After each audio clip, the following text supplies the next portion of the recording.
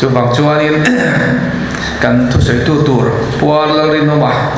kan ex deputy speaker so mga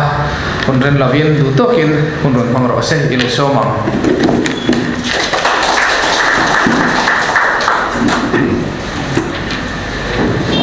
tu chairman kan party ho tu te kan senior te boila report lai nom tak tak tu te le ram le nam ta ra thau tu te ni za vai chu ba ka bu chua ka report lai nom tak tak kan vai tha to thu sai dia hian subject tu ka om lo wa chu wang chon report ang de takin pu zoram thanga khe si legal lama tang point soi hi be se na nei hi nam zau zawa then chon thi kal to ne thiam chang to soi vai mon le ti tok te po kan om karin thawa chu ti chung chuan then ne min zor le zau thina chu wang chuan chi chiar ro cho se tu lo wa atlang putal với đề xuất cảnh này ta cả xuân anh xây report anh đều đã kịp xuân dòng thay là thay cái gì á để khi xưa là một yếu tố đàn thì cái bộ thì tóm tắt cho các xe lồng mấy thế à bây giờ chúng ta khá xem anh đi line official position anh đi nằm phăng xuôi lên ama bị bắt lộc nan ama sum la bu de athil de ai bu la ba chu wang chon chui chia ngai le tin khati la ya MOP Vigilance Secretary Puan ro thanga le Prison President Puvanal ro ta ten complain an the du ta chu ta kam chuan SCB te khan an chui ta an thil hu chua tang khan criminal case register nge ngai le tin an thil hu chua tang khan puzoram thanga laka dan mo chiat na a omani ti kha an chui chua ka chu ma thil chui chua ta pui ti te tak tak chu over ma se thang pui kan la khe thil kan la kha nana thil mu chua chuan CP ai ko grama ai ko scandal kan ti kha CP ai ko ka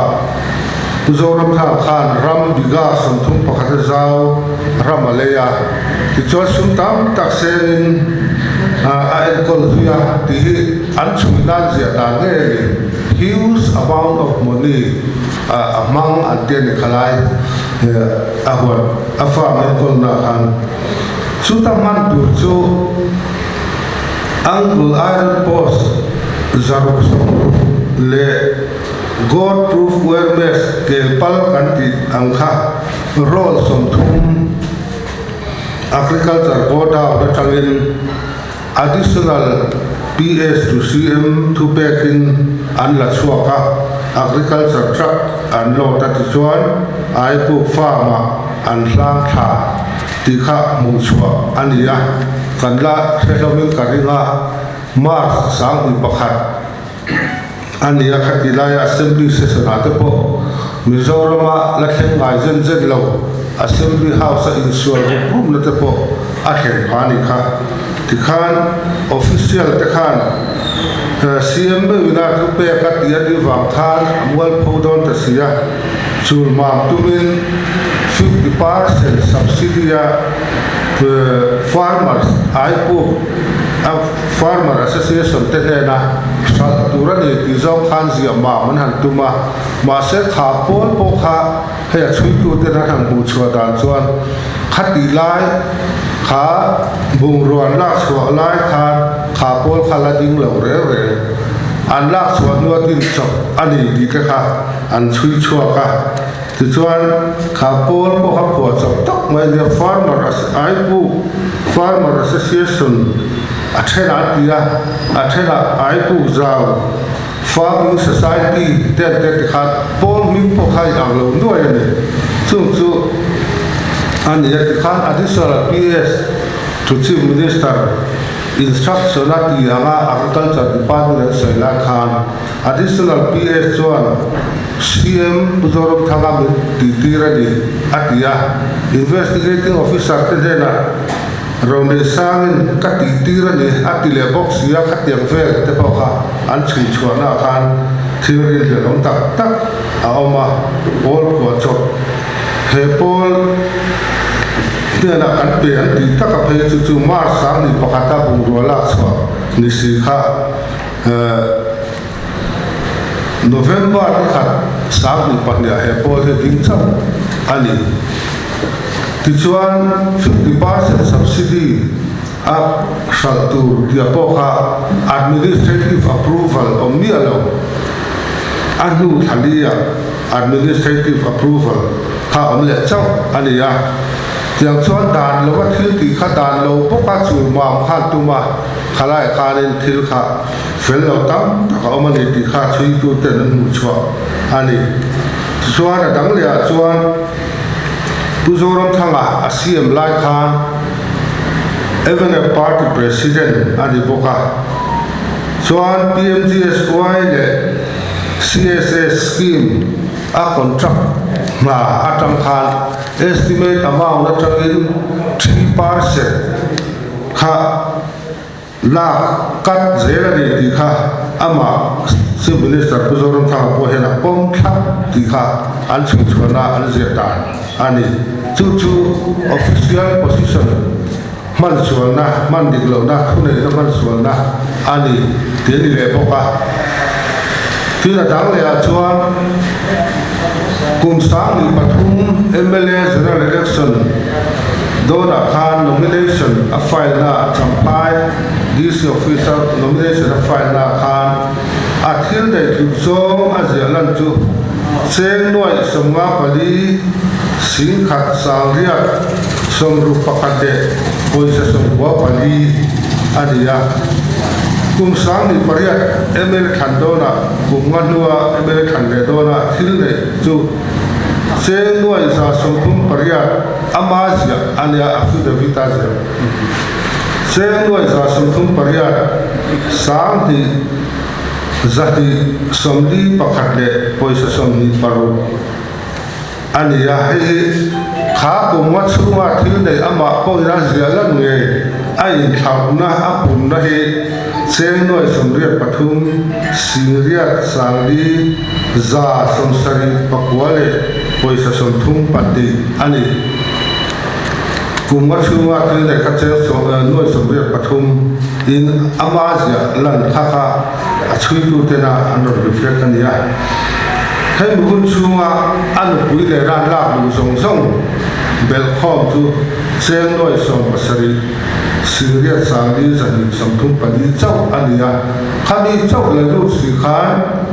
ama ni nge nan zela na pon noi somria pathum la in atam sireni kichuan an inte an han tapa chi tu ten kan la hriamo ka hrelowa ama Puzorom Thangan kalau selo nawa te poti kha a idan dap dona tichuan thu boyan han chuina khan aizol a ben sang a khan account evangin ngen nei ama le chu te hian ti kha an han chui bol le a chutan mu chua chu Axis Bank a hian Puzorom Thanga piro le sang le ram than siam a hian account panin le ya chu Axis Bank an le ya sa tang rural bank ka ran than siam le milari changte inan le ya Vijay Bank ka Puzorom Thanga piro le sang le ram than siam a ten SBI main branch a Puzorom Thanga SBI Dorpui branch piro le sang milari changte ram than siam a HDFC Aizol branch Puzorom Thanga ronde sange ram than siama thangkhan account United Bank of India Aizol branch Puzorom Thanga na ya MetLife Insurance Company Limited pirone sange ram than siama milari changte HDFC Standard LIC ram than siama pathum na ya milari changte pati he bank account le LIC account na niso panga thakwa khati lai chui i som panga thakwa sam ni som khenga balan chu cheng nuai zali somdi pakhat sing thum sang ni zaru somni pathum ani cheng nuai zali somdi pakhat chuang hen ben sang sang a hian an akaw na omani ti chuan an ram ne te an han hu chhuat thei china khan an ma ni minga om le mi dang minga la om an ma ni kan le ni an ti si pa san hu chhuat chu agriculture LLC number G55 of 92 CP Ipoh Farm agriculture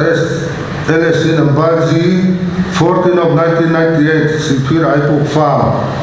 agriculture LLC CPIA 169 of 1991 Champai Paddy Field LLC number CPI 24 of 1984 Rasivian Champai LLC number 223 of 1993 at Chaltlang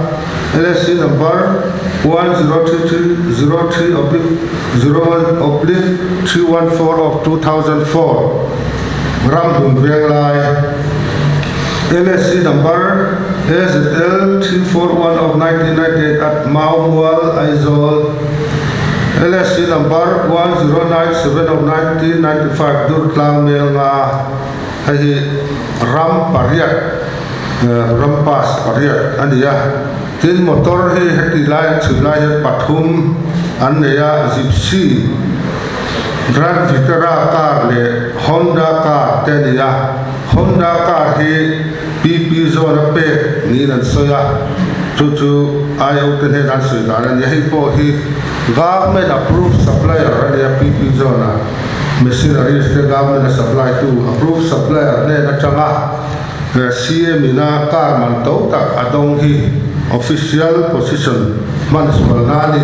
ti adile pokani una khan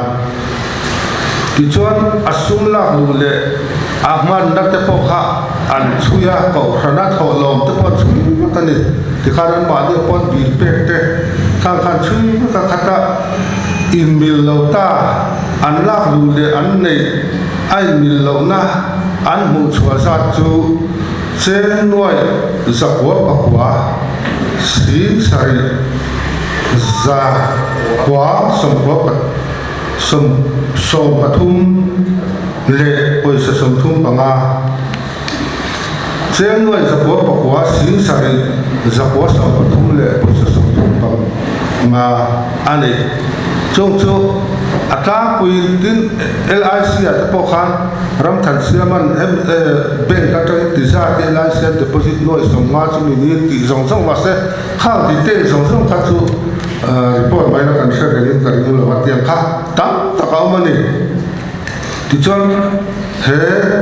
thu boy ya thu khe tu songa pali witness songa pali oba khan witness somli kota exam kota le ania amar apoi mo per case io khang zong chu tu le document te ti kha kota fin fia tu case io kha kota thua soya lo exam ka examination in chief antia cross exam tu kha an di fartani daga tan te ti kha an di farzera cross examination kha an cross talawani cross exam kha ton khara dam lo sui ta khe sayo kha kota kal thelo ten tia medical board in official da anti cross test ti kha kota tin the di lo ve te ti ta chu ti chuan kota thu vasya le la min cross exam lo wa khan dana thu ting ani lo a thu soi ko kha thu ting ani lo ti le ta ni chu wa chuan tin Ipoh chungchanga ta pokhan farmers thawaka ute sa engmo sat anron manga khangka MNF party mi le sa ama tantu kha association member ra anisia te kha ho te kha ni witness somnga policy nga somli an kawa hian vital witness kan tiak tangkai witness tangkai hei witness it chu thilan vaman ti ka hria ti ringot se zo witness ta no mania khang ta kha witness an ni thowa vital witness tak tak khang insurance company lo man mi ta an ko khen thei de wa chung chu a ko tu ra chu prosecution an ni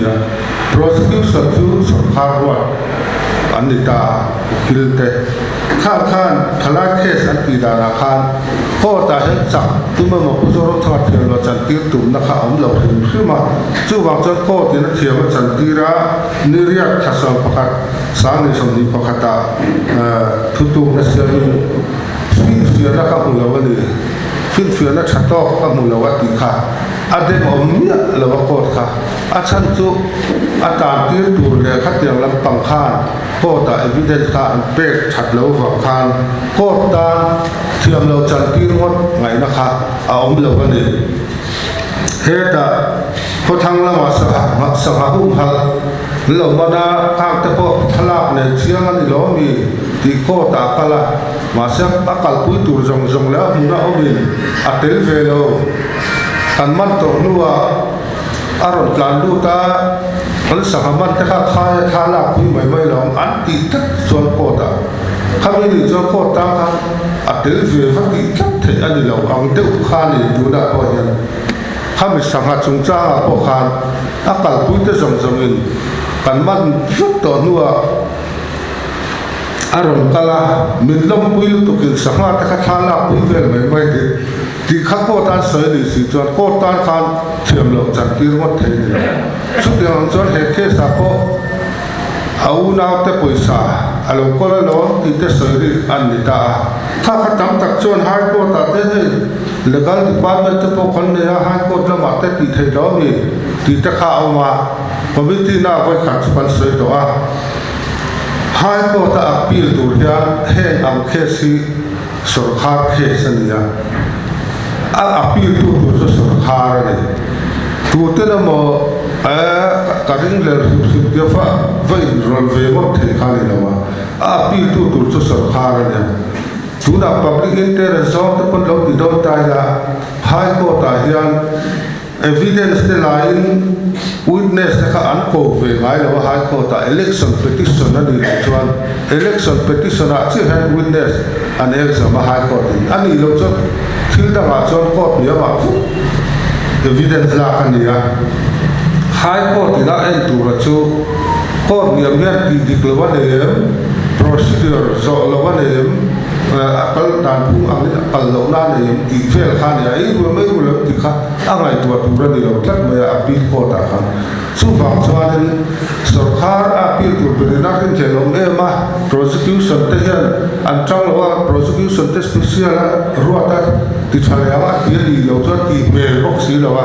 chu wang chuan kan ho tu te ne ra kan se du ta ra chu appeal turin sarkar de appeal don lo wa mi pui ko ta thiam chang chong lo long ko ta evidence thalo ti wangin le prosecutor te sarkar wa te na anti that lo wangin ko tin thiam chan ti na a mi pui ko ta hian mi tu ma an ring chong lo ani ti hi ria ila ti chuan na mi pui ko ta na kum bin thana a result ko lang ma yanga chung report ang deuh nakin kan hria tlana thai da ke thai khatan chuan musia to sa ta pon mai theya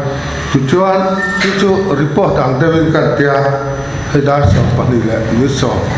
report sang kan lai khatwa thu se tak soi khatum lawa he kan party kan muthu kan tia in thana kan han tla tir rile ken min han chun zoma kan re khop maya amaro chu tun na ya kan ho tu ten tran an han na thara kan par ku mi bui te po an phur thak chawa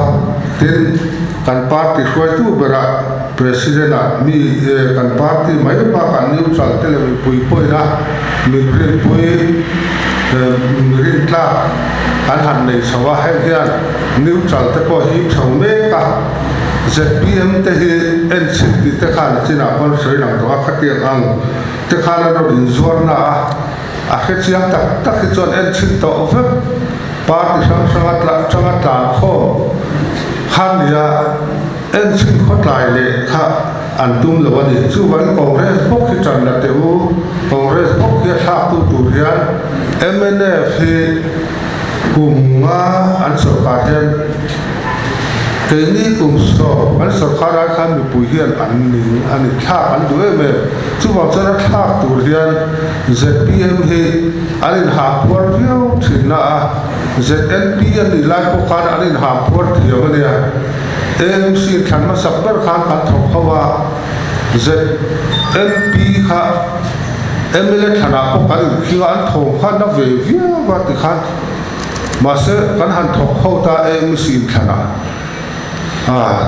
an ho tu bor tlem te pa kha chu chit tu ro bar he lo re an lo tlem se chu kan bial anga po an thoma dat ne khan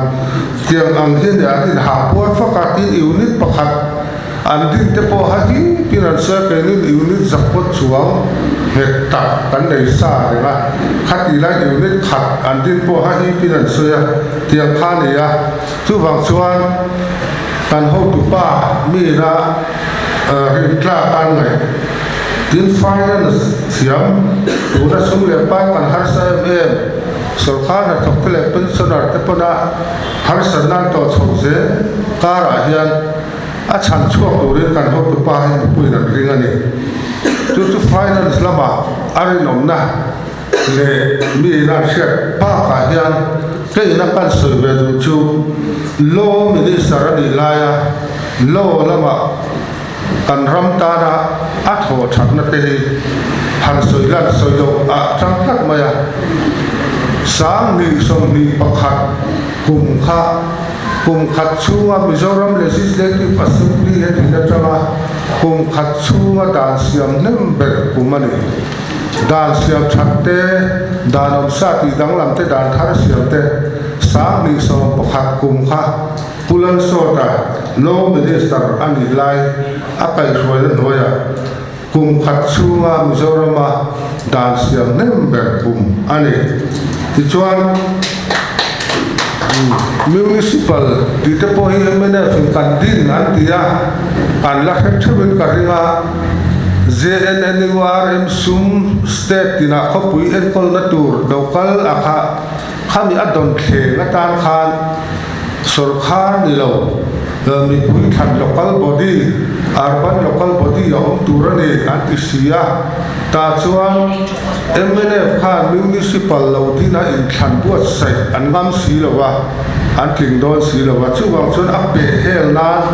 Aizawl Development Authority ten dina kan la khethem karin Aizawl Development Authority kan dine ta he sum hi adon khela ta na tia ma se central khan mi pui khan an ni lo vai na pom lo bani chu ta chuan khati lai sarkar chuan Aizawl VC alania VC samria chuang Aizawl khopu chunga mi te ko khomin hemi ADA a he thune na kan hla ne hemi he sumdong se kan ti dia he mi pun thanin thune na hla ne lom ti te pon pe he na zong ani pe he na zong na sa ti chuan khulam jan pom si lawa JNNURM khopui ti maso na tur sum gau hati te silong te kan mu phang ma ya po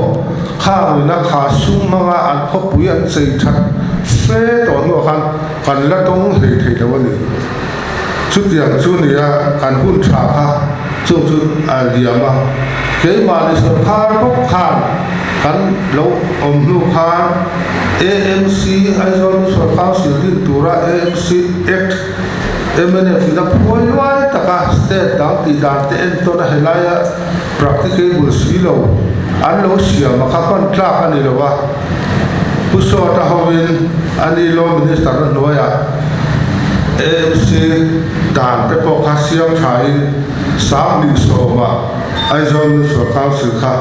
alo piang ta ni dan te khasiam that vek ani nuwa ma lo siam ta ka chu run dal remot ani ya su tiang su ni ten poi mo em akakhiat pakhat chu puso ta minister na loya khan miso customary law kan siam chata kha customary law siam chat han dia kan nam da kan in nei ro khom in then chung chang te voi ne kan nun ne he na mil to lo ni tin mitam takin ngai da nan ne ya tin sarkar pon siam chata tuwa chu wak chuan customary law committee a siam chat na ngai to tourist customary law committee he tin law department a he customary law cell te po he thina ti chuan puar van lo ma talawa puar van lo ma chairman na hnoya voi mo sa meeting kume mo sa kha committee kha kal chawa ma se kan ho tu te lai da ra chuan customary law hi chu tianga a committee te na siam that ngot chi ni lo customary law customary law te chu re tak voi ne tam lai tu mai la kan siat pha ma atanga lo man to practice lo nei to dam lai ni la kan siat pha ma atanga chin thana lo nei da ni na recognize da ni na apom dan kal ni si lo kha ma kha customary law chu nia kan siam thatte chon customary law ani na kha bo dai do na tu atanga practice khalas voi ni mila kan siam chon chu vai legislative assembly kan ne ya dan siam theina thule tu kan ne ya chu chuan voi ni mil hian kan dan ma mo chu asiam mai turani a legislate mai turani customary law chu customary law kha kalanga kha kan khop kham to lo ni chuan kan nam dan mil si khan legislate mai turani ti kha kan ho tu te ngai da ni ya ti chuan hey customary law akhan afiale zo na kan soi chenga mi pakhat chuan heta in huna ne fil sira fil zau ta ka oma phul zeta ne kha fil kha heta ina changa helam pan tur khan akhoi la ya po kal thei fil zau ta ka ni wa khan ma se kal bik na kha ne ya ngai tu lem lo po khan khlai bi ka khan akal ta nga ta kal bik na ne ya kha anakira chon alo fai ta bi ka ale lam kha chu phul la ni mala tawani khala fai ta bi ka kal khong khani ta chu tiang che chon customary law po rei ta kan do practice to ren chunga ma khan le lo po do practice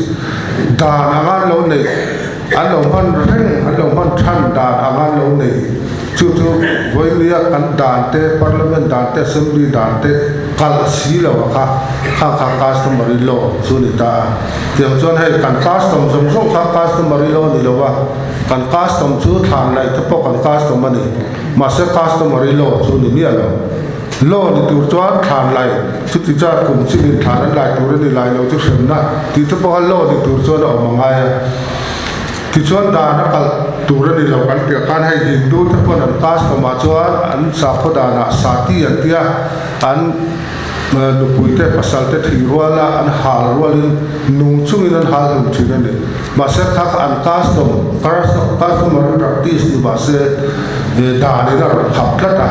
chu chu ban sui the ni lo tiang khan an customary law akha kan in nei in chen ro khom chung cha bi takin kha voi ni kan nun ne la in mil to lo kan tu khop lo ani chuan legislate mai turani ti kha kan how to te mu dan de ai da share da na ni ya chu kan in nei te po hi amu bal lo ne ni ani na ta ka so kan customary law hian in nei na hi ko ya si hian ya complete mer si ko ya complete ti tai la palai kan tira an soi fel ve ka in nei la ni alo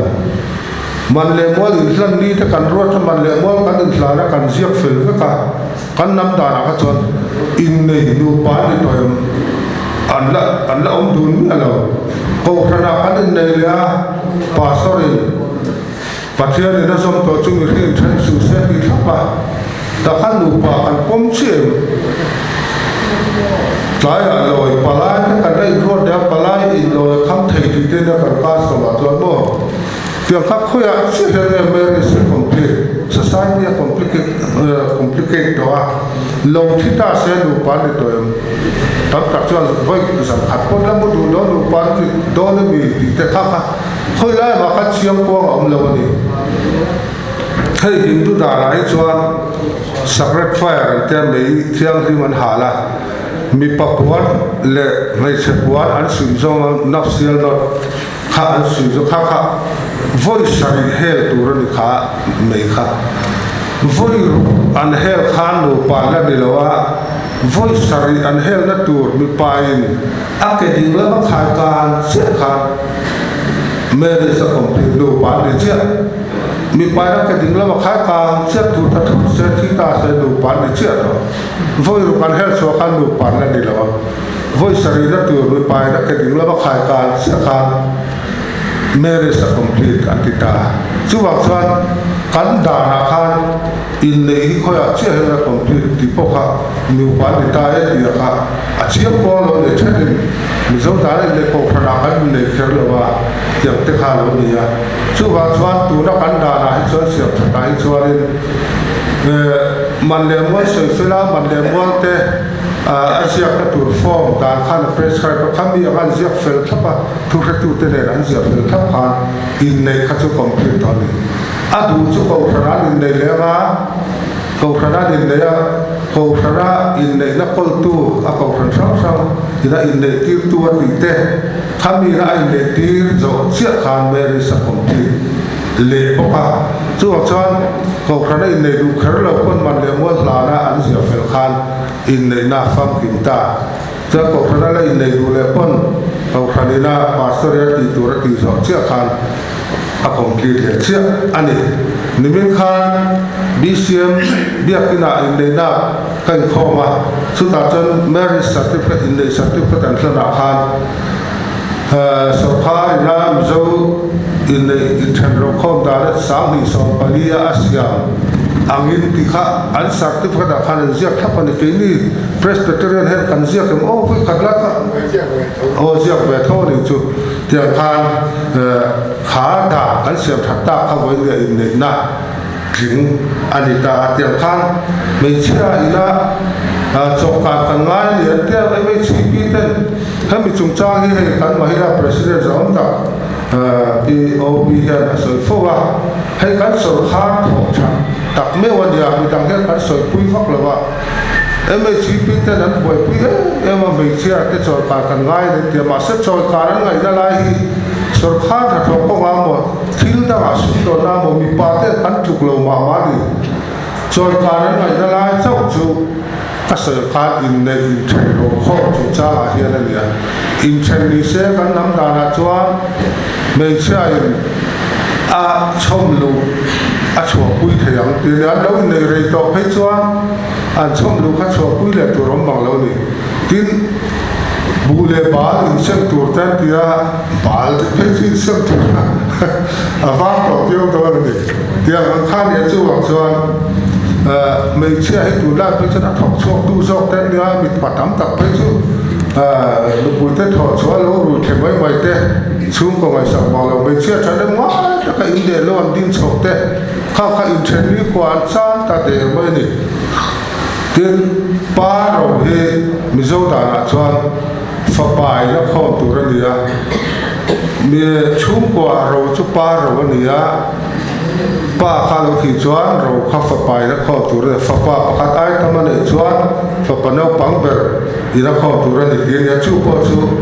ai ten so na chuan fa pa no pang ber kha chu nu le pa en kol tu in pui kha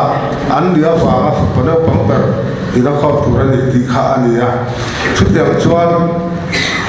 me chia khan chan ho an nei mi alo ni pa ro wa khan pa thu ro chia te sia wa ani lo chuan in chan ho an nei mi alo wa fa pa ina khom tu na fa pa pakhat ai ta ma anom chuan fa no pang ber fa pa anei lo chuan pa u nau te khan khom dai do ni in sang changa en king in lo din in lo la kho ma kha pa kha lo thi ta se nu kha chan ho nei mi alo fa pa om lo pon pa u nau te kha khom tu tu ran ni dai chu ma ma chu siam thak ngai kha ni ta me chia te ni kun chor kan an ngai na lai tin ol sam ta ka in chen ka ma se ru thu ru su la ka ma se ti mai mai me chia put pe ga chok the ta kha tu na he a da nai chuan ground of divorce aum sa ka ni chan cha to hết tiếng anh đi chuan thì khăn rau nấu tại boss cả ông tất cả hết miền đi chuan ông chen thế liang thì khan ta thì chen anh đi pon mấy chen chân phố anh ấy ta chú mang rong chú và mấy chen hiện tia hay tầm phóc lâu với là phanu te ta nan du hi mo te ta nan mia la ven ti an phanu te ro kho te se ti veo la ya ran mo te kho hi chun thal mang la wan te ma se voi le chuan mi pa te poi na kan chan vo a hekta chu pe chen par wa po chan vo a ron nei thei ta he ta mangin tin in chen ni ko po me chen chan vo a nei ta mi pa te kan chan a hekta a win lang wa se nu mi pa hi nu te nei far nu te nei fa nu te nei kan ni cheu thawa chu wang chuan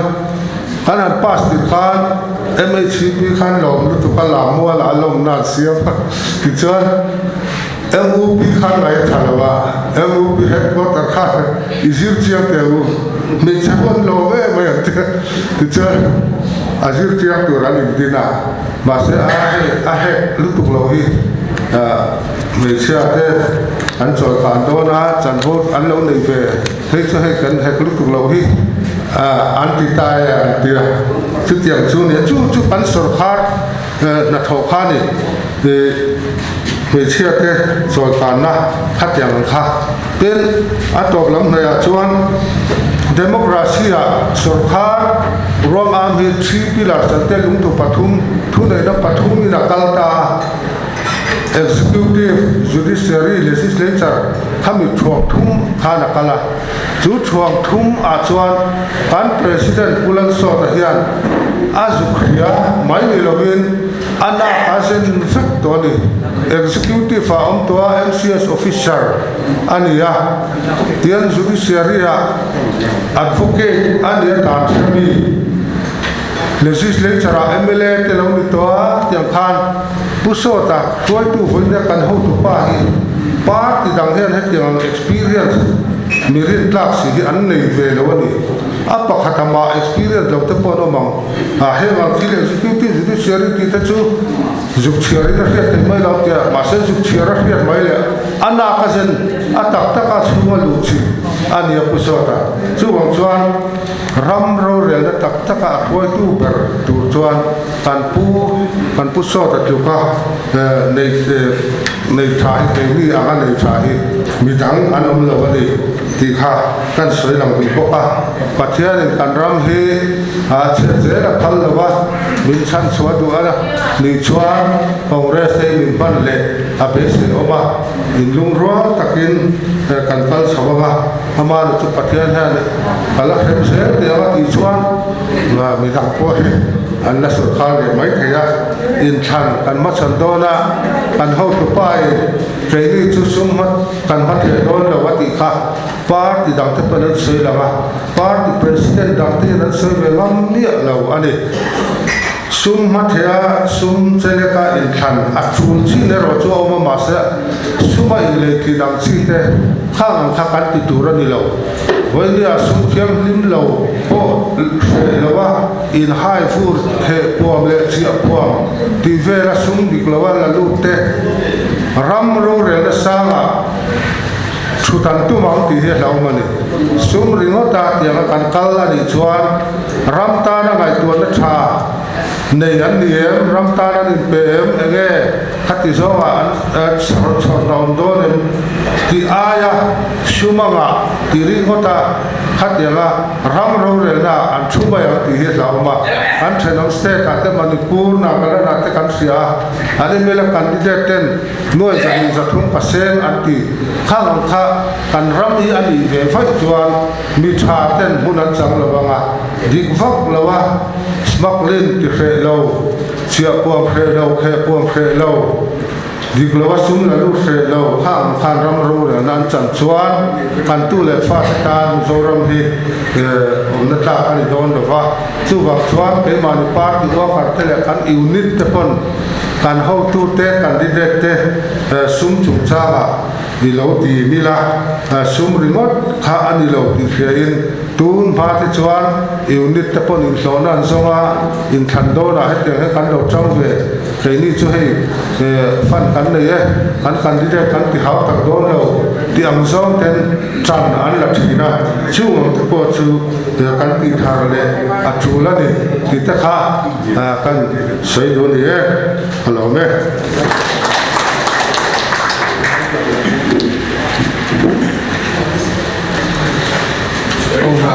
với cần thu mấy thác hậu chụp technical lom ang reng khop maya abeng war thak bokani in nei po kha complicate na tak lai po ha kai kalo shalowa mandeu khan palaya ka tang ve a ka palai na chonin quý thiệp thế na ulpit ma thuan cham tira kan tiame an ti khana complicate chau tura kalo ngai kha ma se kun masala ma chuanin alo ni chi alo ani ti te kha au ma tu da chuanin mizo customary lo thar vera chuan ti an soi kha beng war khak katia in nei huna te po mingan an zia palai na man le mol kan ba pe ka hriat pui tu te no ma min kan sign zo fel kha chuanin in nei lo complicate ani ti te complete ani ti kha complicate kan ti a complete ani ti kha kan hriat kha abeng war kha khop mai kan thu soi tu kha in la helo mai thaya nehu pumpui ni lai khanin llb a khanin government aizolo college a khanin 93 batch a khanin a pumpuya nehu a khanin llb a khan pakhat na ani gold medalist ani choi moi pu tak po ni ti chuan kan pu hria da chang te hi pahni na ani bokani khang lai khan voi ni chu kan van nei le ni kan report pe tu te kan thu soi ngai thak te ka angai nomin na ben bar thak tak je